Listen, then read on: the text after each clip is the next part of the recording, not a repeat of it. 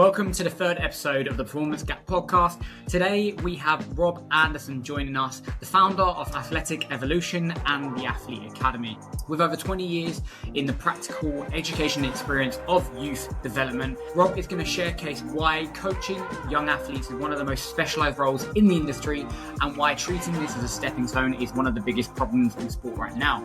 Let's jump in. Rob, talk to me about the performance gap in long-term athlete development. Well, the biggest performance gap that I see is that, unlike every other industry where working with kids is treated as a specialism, in sport it's treated as a stepping stone. And so what happens is we have the most early career inexperienced coaches working at the most important part of the pathway. And so we have this fundamental issue where every coach thereafter is having to fix the problems that the first coach didn't fix because they weren't experienced enough or qualified to identify them and to create the right interventions. And that's the gap that then just trickles down and is a catalyst for everything else down the chain. Right, I see. And I guess with your background with 20 years of experience in a various number of different categories as such, where have you seen that evolve over the last, say, 10 years or so? I think we're starting to see now people beginning to understand that it's its own skill set. And Des Ryan's been a big proponent of this, talking about this kind of career academy coach, like having people who are like, listen, my skill set, my expertise, my qualifications and understanding is best suited to working with developing athletes, not with senior athletes. So there are some proponents of that. Unfortunately, I would say we haven't made a huge amount of progress in the salaries attached to that. And the problem therein lies, unless you are a trust fund baby and never have to worry about paying a bill the rest of your life, you are then forced up into the senior and international game because the money to survive is up there. It's not down with working the under 12-year-olds. So unfortunately, there's, I would say, probably a handful of organizations around the entire world who have actually nailed this. And it's because they've been very clear about getting the right people at the right point in the pathway and paying them appropriately to keep them there, so that you then have this incredible conveyor belt of athletes interacting with exactly the right coach at exactly the right point in the pathway. Whereas everywhere else is kind of like people do 12 to 18 months and then step up an age grade or step up a group to get away from that because that's the worst paid part of the pathway. Right, yeah. And as S&C coaches, we've seen this quite a lot and been familiar to that kind of gap in the development. If we zoom out a little bit, just talk to me, say from a layman's point of view, youth athletic development, if someone was to ask you what that entails, what would you say? General physical preparation. That's stage one. That's what we should be looking to do. We shouldn't be thinking about what this person's going to be when they're 21, 22, 23. We should be thinking about filling this person's athletic skills toolbox. Just like when they go off to school, they don't just do 8 hours a day of maths because the maths teacher wants them to be a mathematician. They do maths, they do English, they do science, they do a broad range of topics, not necessarily deep. We need to do the same approach in long-term athlete development. So we need to be working on their jumping, their landing, their acceleration, their deceleration, their ability to roll, their ability to balance, to push, to pull. Like we need breadth, not depth. Whereas I think most people go straight into depth and go, right, Sami's, in Chelsea's under 14s academy, so he's going to be a professional footballer. So everything we do is going to be built around making him a professional footballer, but Sami can't catch a ball if it's thrown at him. That's the disparity we see. It's interesting because I see definite parallels to Gen Pop, and especially in the I say middle to late adulthood sort of demographic. You have people that don't know how to jump or land, and it's like, hang on, we got to go back to square one. It's all good getting someone strong, but if they can't move well, then you kind of defeating the whole object of what you're trying to do. I guess for you in particular, you mentioned athletic toolbox. And you kind of spoke a little bit about movement. For you, when you do have a parent come to you with a child, where do you start? What sort of things do you want to focus on before, as you said, you start thinking about when they mature and hit 18? Yeah, so this is something that's actually kind of topical. We recently just kind of rebranded the names of training phases in our program to try and make it super obvious that we're doing the thing that's the label on the tin. So for example, our first phase is called the movement mastery phase. It's pretty self-explanatory. What we're trying to do, we're trying to master movement. So I don't actually care about your power outputs or what loads we're using yet, etc. Those are all just things I'm going to manipulate to try and get the best quality movement. Now, the next phase is the progressive strength phase. That's where we are going to start thinking about using progressive overload, and either we're going to manipulate the reps or the load. And I'm teaching you how you need to be logging your weights so that you know next week what to do based on what we did this week. And then we're starting to move into the athletic advantage and then the peak performance. So we're going from broad to more and more specific. But previously, we just used to call that like foundation phase, development, emerging, performance, which, okay, you get a brief kind of gist of the idea, but I wanted to kind of make it explicit to keep the main thing, so that when we're talking about, Sammy's in the movement mastery phase, well, guess what we're working on? Mastering movement. So if you're like talking to me about, I want to increase my load, no, Sammy, we're in the movement mastery phase, we're focusing on mastering movement. Once we've nailed that, now we're going to move on to progressive strength. And that's when we're going to start focusing on the loads you're shifting and trying to increase that week to week or increasing the capacity, etc. But in this phase, the one thing I care about is that you move well. That's the only goal we have, is to get you doing these movements through good quality range of motion, good quality symmetry, good quality tempo, because I want everything to come to build on that base. But if that base is rotten, everything else is useless. Right, I see. And it's almost like pillar up, building the foundation on top. I guess from what you've seen, and like I said, we mentioned about you've now done this for 20 years, if I've got that right. Yeah, long time. With that, in terms of the evolution of what you've done, you mentioned, I think you said foundation. From what I'm gathering, this is a couple of years back now, the clinical names for what we saw in literature for youth development, and you've changed that yourself. What's been the catalyst for that change that you've seen yourself, and why you're moving in now this kind of movement literacy direction? The biggest one is, this is both objective data as well as subjective opinions. Kids' movement capacities have decreased dramatically over the last few decades. COVID just accelerated that further. So we are seeing kids come into our program that are supposedly footballers, and I genuinely can't wrap my head around how they play football. Because I'm like, you can't sprint, you can't jump. So what involvement do you have in the game? Like, this doesn't make sense to me. You're essentially trying to drive a car with no wheels. Like, we're not going to get very far here. So we actually have kind of skipped ahead. And in this world of sport specificity, we've made everything about the game, but you're lacking the requisite bits. Like, to quote Kelvin Giles, you need the physical to do the technical, to do the tactical, in that order.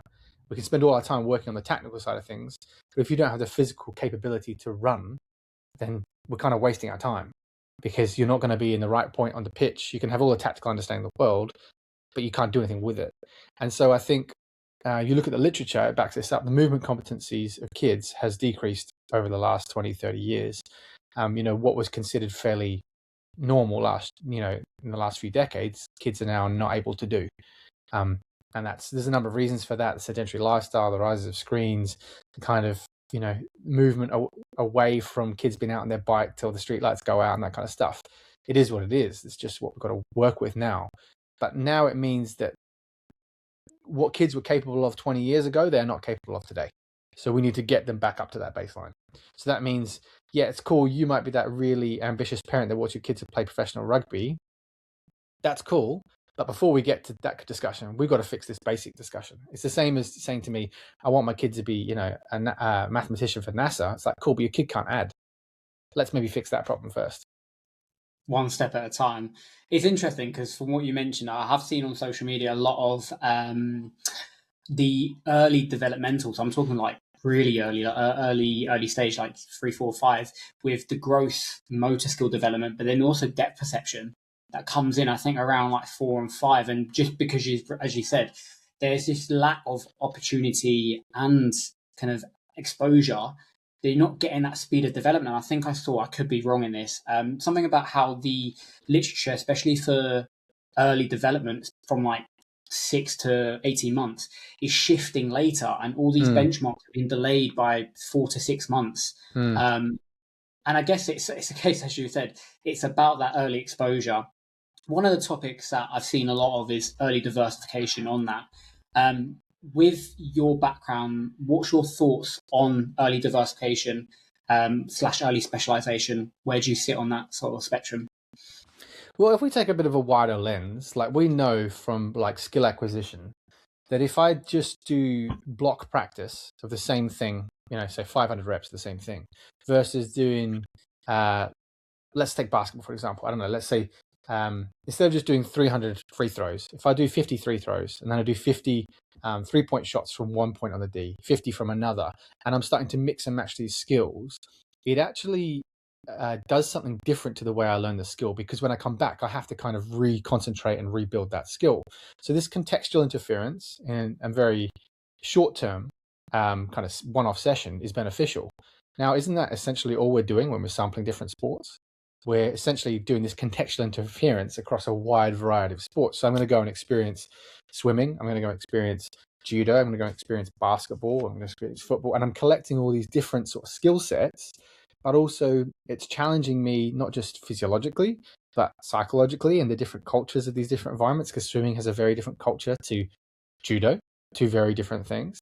So you're getting this kind of well-rounded individual that we can then draw upon these skills at later dates. So a really great model of this is the athletic skills model. It comes out of the Ajax Football Academy in Holland, and one of the much lesser known LTAD models. Everyone talks about the youth physical development model or the LTAD model, or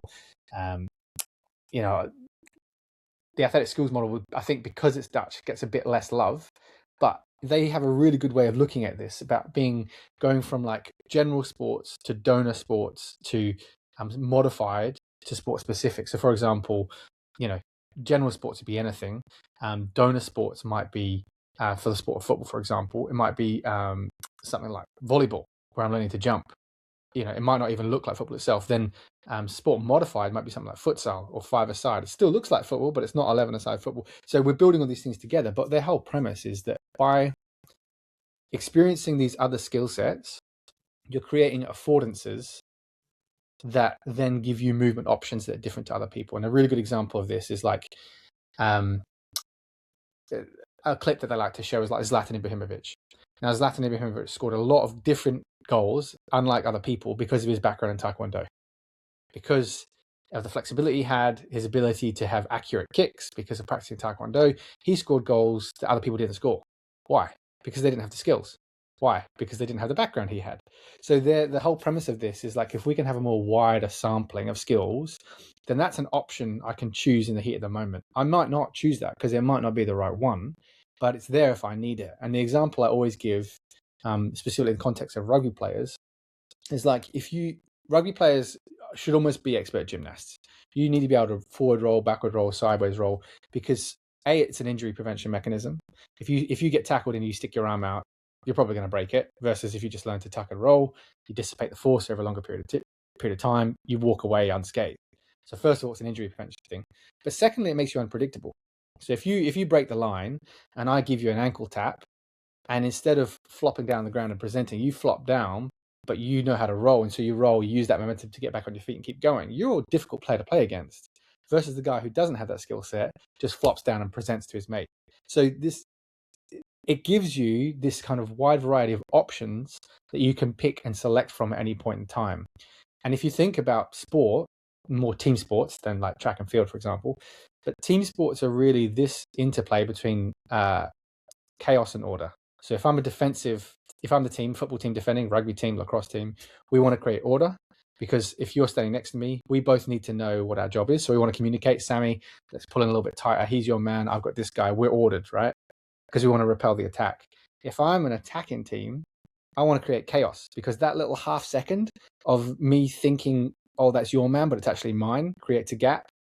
And that bit of confusion creates an opportunity to score. So it's this constant tug of war between chaos and order. And the more unpredictable I am as an athlete, because I have these skill sets that other people don't have, the more I can create that little bit of chaos, that little bit of half a second of confusion to create an opportunity to score, to break the line, or whatever it is. But if everyone has the same skill set, then we're all doing the same thing. So if all you do as a rugby player is run it up the middle because you're big and strong, well, guess what? I know what you're going to do in the next phase, and the phase after that, and the phase after that. But if you're someone who's got this, this skill set that's very varied, and you can do all sorts of different things, I don't know what's coming next. And that makes my job very difficult as a defender. And that's really what we're trying to do, is give athletes skills that they can choose, because they're the decision maker in the heat of the moment, to become an elite level problem solver. That's really what we're trying to do. Yeah, you've given me flashbacks to how we learn to move. I forgot the name of the author of the book. It's ecological dynamics, and what that basically means is, as you said, becoming elite problem solvers. And I guess for you, we take that kind of concept itself, and we take it to the kind of youth development kind of pathway. For you, obviously, you've got your three sort of stages. How does that actualize? So, kind of give me a bit of an insight into what that looks like with a session with yourself, and a breakdown. Maybe is it based on? I take it's based on age, but to a degree, it's based on competency as well. Yeah, so I think this is something that people talk a lot about, like talk a lot about programming on like biological age and like maturation stage. And kind of controversially, I'm going to say that actually that's my second priority. My first priority is training age, because I don't care if you're 7 or 17. If you've never stepped in the gym with me before and your training age is 0, we're probably going to do something that's pretty similar, regardless of whether you're an early on time or late maturer, or you're pre, post, or circa PHV, because we've never done anything. So actually training age is the bigger priority for me.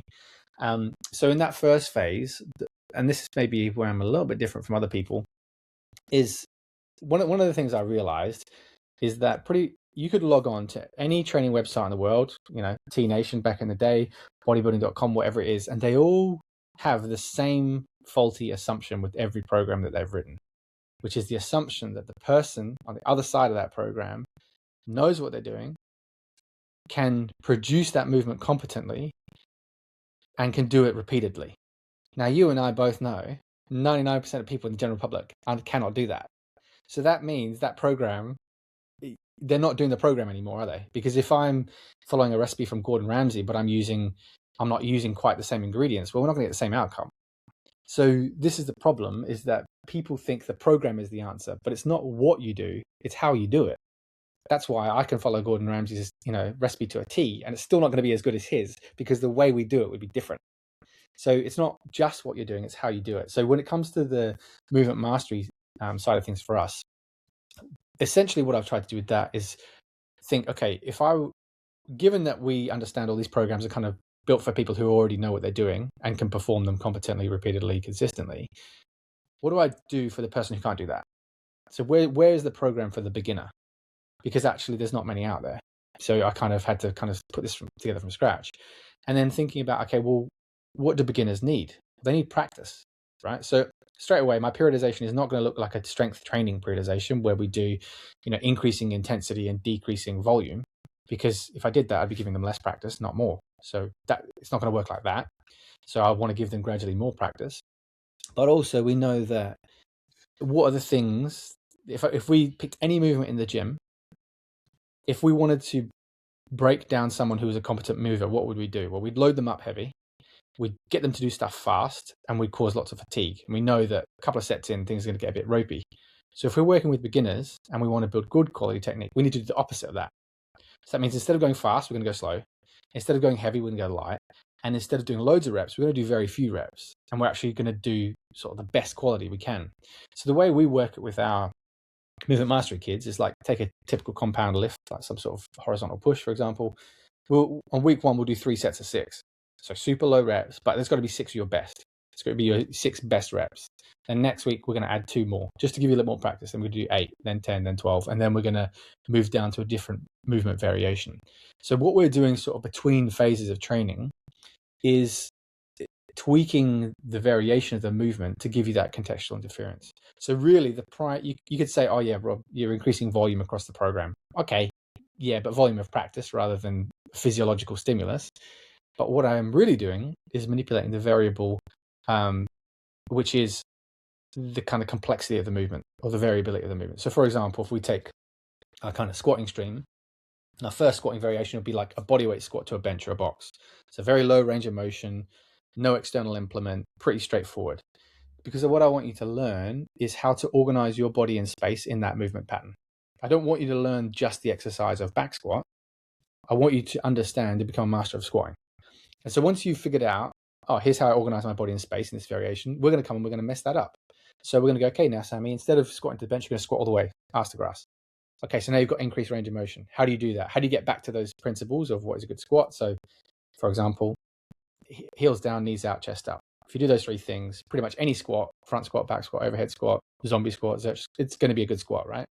So what I want you to learn is over the course of those 3 or 4 weeks, as you're getting more and more practice, how do I organize my body into these shapes? And then when you're good at that, we'll come along and we'll mess it up and get you to kind of re-go through that process. Okay, now we've changed it. Now I've got to hold a dumbbell in front of my chest in a goblet squat. How do I reorganize my body back to those principles? Okay, now it's going to be a barbell and a zercher squat. How do I reorganize front squat back? And so now it doesn't matter. You can walk into any gym with any SSC coach and they can say, do you know how to front squat? Yes. Do you know how to back squat? Yes. Do you know how to overhead squat? Yes. Zercher? Yes. Zombie? Yes. Because I've had the opposite where guys came into the Scottish Rugby Academy and they could back squat 160, but they can't do anything else. I'm like, cool. Yeah. So are you really strong? Because if we front squat you, you can front squat like 20 kilos. Because we've become too focused on exercises and not movement patterns. Yeah, it's a breath of fresh air hearing someone else talk about this. In particular, just even with the online space, like you can from someone's programming, from the way they've developed, it's very clear their path of development. You can have alluded to signature going into another professional setting, and can you do a front squat? Can you do a back squat? Can you do a zercher squat? And I think it leans back into that the movement competency or just exposure of different ranges. It's really important because I bang on with especially my clients online. It's like, send me your videos. I want to see them. I want to see how you move. I want to see what movement strategies you're using because it tells me a lot first and foremost.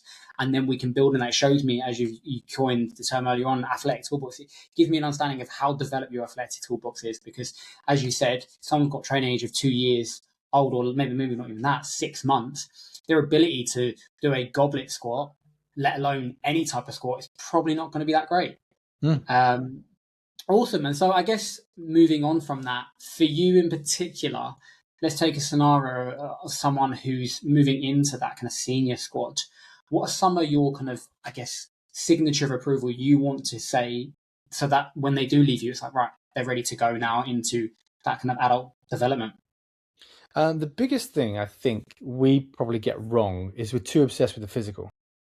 Like we look at their, take rugby, for example, we'll look at their bench press, their back squat, their 10 meter speed, their bronco time. But we don't look at how does this person organize themselves? What are they having for breakfast? Are they, able to identify areas to work on? Do they turn up on time? Have they got the right kit in the right place at the right time? Because it's easier to measure those things in the gym. It's easy to measure your bench press and your back squat and your 10 meter time. And that's not hard. But it's very hard to get you to plan your meals ahead and to think about a decent refueling snack when you're in Tesco after training. And to think about, okay, what are my goals for this season? Like, what am I trying to do is my job in the team? So one of the things we do alongside the movement curriculum is we have a habit curriculum. So we call it the Performance Edge. And this kind of came out, again, this is just years of trial and error, really, of trying to do some basic stuff with kids on just general eating habits. So, for example, when I was at Scottish Rugby, we had something like, 500 or 600 players. We had one nutritionist. And the format was you come to me and you say, I've got this nutritional issue. I don't know, I'm skipping breakfast off it. And I would refer you to the nutritionist. Now, this poor guy had to work with Glasgow Warriors, Edinburgh Rugby, the national team, and all the academy. So if you're a 15-year-old rugby player and you're coming to me telling me you don't eat breakfast, I'm not going to waste his time by sending him you because he's got to worry about the guys who are playing France next week, right? And I know exactly what he's going to say. He's going to say, Sammy, I don't really care what you eat for breakfast. Just eat something. And then in 2 weeks' time, we can make that a little bit better. But right now, anything's better than nothing. So I did my precision nutrition level 1 and kind of got really interested in like Atomic Habits, James Clear stuff around make it easy, make it obvious, make it satisfying. And I kind of started thinking, bringing this into a system. So this like started by literally just paper and pen that lasted about 24 hours because, kids are not going to hang on to anything that's paper and pen. And then we started using an app and then we kind of brought it. I realized in line with those, make it easy, obvious, satisfying. We use Team Builder. So I was like, one of the issues we had when I was at Scottish Rugby is the guys had to log their training RPEs on a Google Sheets. They had to log their weights in Team Builder. They had to log this. And I'm like, this is too many things. There's too many things that could go wrong here. You could, if you're a lazy player, you could just say, oh, I forgot to do it. Sorry. But if it's all in one place, then if you can log one thing, you can log everything. So what I realized is I could start to bastardize the wellness questionnaires and team builder. So we now have those as habit questionnaires. And one of the issues we had previously is we would dedicate time to the S&C, we would dedicate time to skills, dedicate time to video analysis. But we didn't dedicate time to goal setting or dedicate time to nutrition. It was just a conversation between the car park and the pitch, or the gym and the office.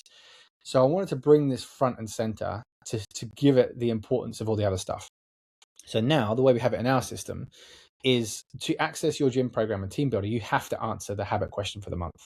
So it may be like, what did you have for breakfast? You can't unlock your gym program until you answer that question. So that means we've got everything under one roof. We're making it easy, obvious, satisfying. There's no way you can do one thing without doing the other thing. There's no excuse of, I forgot to log it. Well, you had to log your weights for your gym programs. How did you manage that? And it's a gateway, but it gives that psychological importance of this. Your hours of sleep is as important as the gym loads you're just about to enter. So creating these habits, I think, is as important as the physical stuff, because what I've often seen is players who have everything you would want from a physical, technical, tactical perspective, but they haven't got it from a psychological perspective. And I would sit in like selection meetings and contract talk meetings, and they'd be like, this guy, great athlete, great rugby player, but just mentally hasn't got it. And I was like, cool, how much support has he had on that? 0. Okay, so why do we expect him to have it then? Because we didn't expect him to have it from a rugby perspective or a strength perspective, but we're just expecting him to put it together nutritionally or psychologically on their own. So trying to create a framework where, each month we focus on one habit, we're reinforcing it, and then we're building the next one on top. So we're just like a brick wall, we're just building it brick by brick by brick. So fast forward a year or 2 years, you're a self-sufficient athlete that not only plans their breakfast and their snacks and their pre and post training, their hydration, their goal setting, their self-organization of their kit and where they need to be at what time. Because I've seen players go into a professional environment that was their big opportunity, and they turn up late because they didn't plan enough. Didn't plan for traffic, get from home. This is you as a 17, 18-year-old kid going into a professional rugby environment. What do you think the head coach's first impression of you is? It's not good, right? And he hasn't seen you catch a ball yet, hasn't seen you run yet. He just knows he doesn't like you because you turned up late. Or you turned up in the wrong kit. That was one that I had, a player who was injured, was going into Murrayfield to train with the pro team here, wearing the wrong socks. And the physio said to him, do not let the head coach see you. He literally had to hide in the cupboard.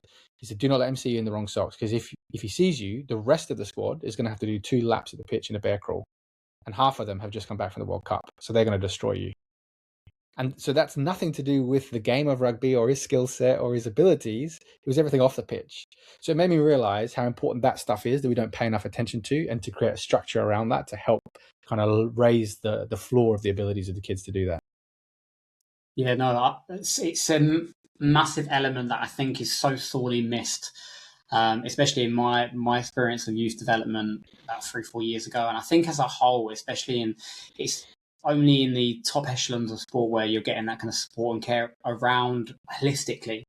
And even I remember when you talked about kind of nutrition and pre-field, I remember having a conversation with one of my youth athletes, tennis players, and I literally said to her, I was like, I do not care if you had McDonald's chips before you came, at least you ate something.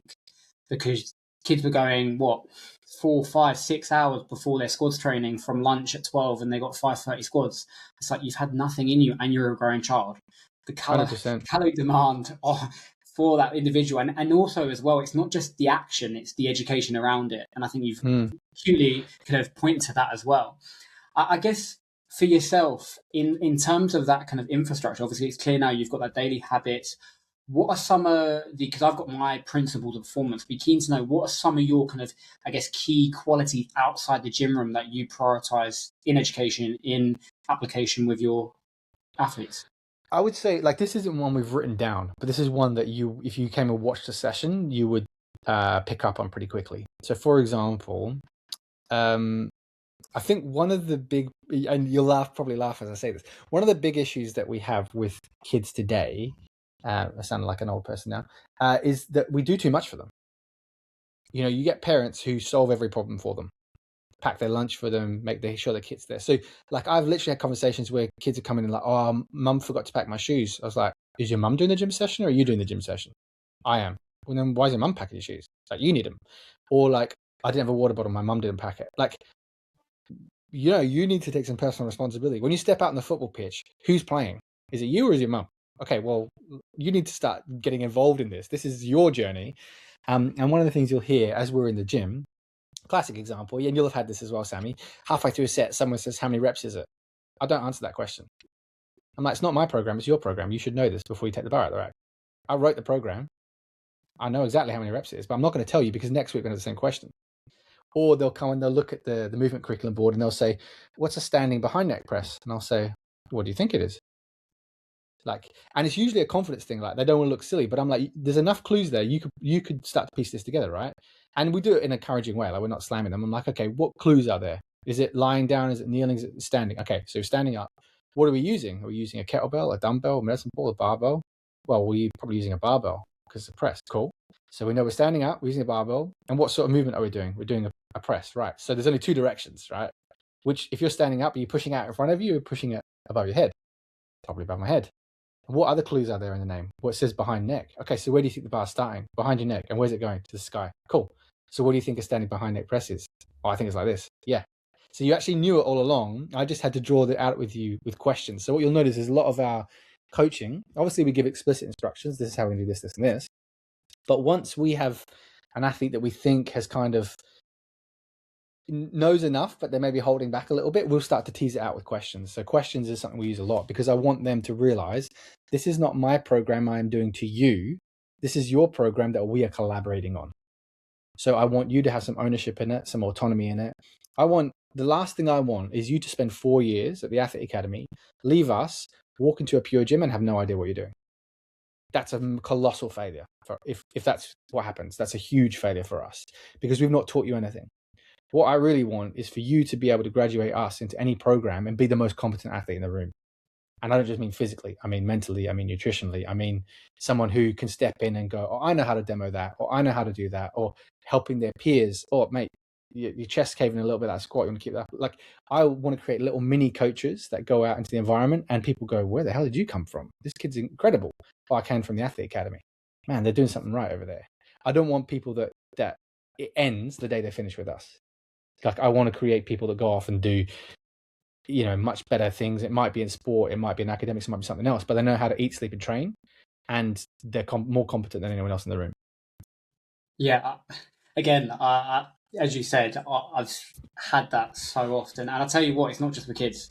It isn't just with kids, and it goes back to the nature of the environment, whether it's adults taking or parents taking the accountability away from the kid, and they're not getting that development to previous experiences with other coaches in the past who have spoon-fed literally everything. So they're now left with no actual education or understanding, and they need support in the gym because they don't know what they're doing because they've never been left to develop that skill and be educated. It's important. I'm just thinking, I've got a few clients on my head who know exactly, I've had many conversations. This is your program. I shouldn't be telling you reps and sets. This is your development. As a collaboration as well. Awesome. As a bit of a tradition on the Performance Gap, I want these episodes to take a bit of value for them into their training on the day. So in terms of a 60-second summary for yourself, we spoke about training, we spoke about in the gym. Outside the gym, what can someone implement that's going to move the needle the most over the next 2 to 3 weeks? In terms of outside of the gym? Well, that's a good question. I would say one of the things I've really started to think about is like, we rely too much on willpower and too much on people making an active decision to do stuff. So how can you engineer an environment where that's the default? So really, this is something CrossFit did really well, right? Every other gym, you were the grey man, you turned up, no one knew your name, no one cared if you came or not, no one cared what you did. CrossFit made it like, hey, Sami, we missed you yesterday. Where were you? Now you're like, oh, geez, the guys are waiting. Tomorrow I'm going to make the workout because people know who I am. So you got pulled into that slipstream, right? So instead of thinking about, how do I stop this negative behavior? Think about how can you reward the behavior you want to see? So make that the thing people aspire to. So the classic example is, take a maths class at school. We end up as a teacher maybe spending all your time with the kid that's struggling rather than the one that's excelling. But how do you flip that? How do you make the role model, the one who's doing everything right, or like we want to be like that. So for example, for us, we have milestones based around consistency, not around strength targets or speed zones or anything like that. It's all about the messages. If you turn up and put the work in, you'll get rewarded. That's what I'm subliminally saying to these kids. So when you get to 50, 100, 200, you get a t-shirt, a hoodie, a FIFA card with all your stats on it. Because it doesn't matter if you're the smallest kid in the room, the biggest kid in the room, because we're all changing, we're all growing. But what I want you to learn as an individual is if I turn up to something regularly, I apply myself consistently, I can get better at it. Because that's true of the gym, your sport, academics, music, learning a language, your career. It's a lifelong lesson. So what I'm really trying to teach you is, how do we do that? Consistency is the key. So now I've created this whole environment around rewarding consistency. So instead of berating people for not being consistent, what we do is we reward people who are consistent. So people come in and say, how many sessions have I done? When do I get my 50 t-shirt? Or how am I nearly at 200 yet? When do I get my FIFA card? So I know I've got them now because they want the thing. They want the reward, and they know to do that, they have to be consistent, right? So we've engineered the environment to get the outcome we want. I love that. It's almost like you're engineering the reward factor for delayed gratification, becoming purely process driven rather than outcome driven. And I think that's the best form of consistency overall. Awesome, Rob. It's been great. Before we go, where can people find you?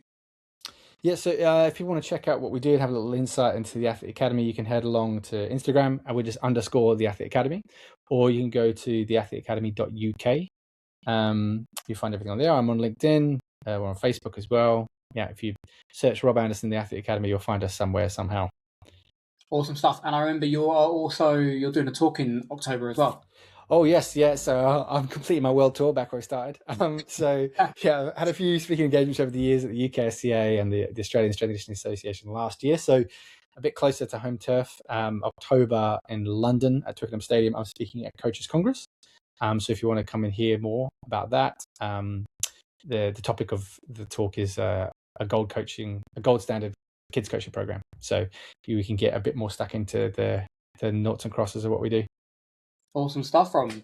Thank you for coming. Thanks very much, mate. It's been a pleasure. All the best. And thanks again to Rob for taking time out of his day to highlight the importance of youth development. And thanks to you for tuning in as well. Be sure to head to the show notes to check out Rob's socials and all things athletic development. And if you're an everyday athlete looking for one-to-one support with your physical development, becoming stronger, fitter and faster in a matter of months, be sure to check out our website, that's SamiHusseinSC.com. Alternatively, drop me a DM on Instagram at Coach Sami Hussein. Until next time, I'll see you then.